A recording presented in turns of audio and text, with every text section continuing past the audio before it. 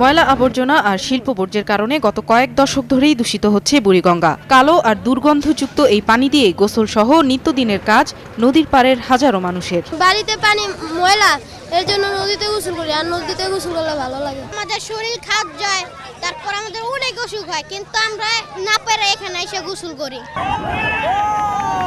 কিন্তু এবার বুড়িগঙ্গার পানি অস্বাস্থ্যকর জেনেও এতে নেমে পড়লেন বহু স্বাস্থ্য সচেতন মানুষ। কারণ আর কিছুই নয়, দিনের পর দিন একটি ঐতিহ্যবাহী নদী অপরিচ্ছন্ন রাখার ব্যতিক্রমী প্রতিবাদ। সুশীল সমাজের প্রতিনিধিদের নিয়ে এই আয়োজন করে গ্রিন অ্যাকশন ফোরাম নামে একটি সংগঠন। এখানে যেসব শিক্ষার্থী আছে তারা দুদিন পর সচিব হবে, তারা দুদিন পর দেশ চালাবে, তাদের এই পানির গন্ধটা একটু গায়ে মাখা উচিত। সুতরাং তারা যখন নেতৃত্বে আসবে কিংবা কেউ শিল্পপতি হবে, তখন তারা ভাববে যে না, আমার এই শিল্পের বর্জ্য কোথায় যাচ্ছে। আমরা যারা দেশের মানুষ, আমরা এই নদীকে কেন্দ্র করে বেঁচে আছি, এই নদী আমাদের জীবন, তা আমাদেরকে নিতে হবে। যে কোনো দামে বুড়িগঙ্গার দূষণ ঠেকাতেই হবে, তাই এর সাথে একাত্ম হয়েছে বহু মানুষ। ঢাকা শহরের এত নোংরা পানি সেখানে জড় হয়, সেখানে লাখ লাখ মানুষ গোসল করে, কিন্তু আমরা কোনো সময় করি না, এই প্রথম এখানে এসে গোসল করছি। 71 সালে জগন্নাথ কলেজে পড়ালেখা করছি,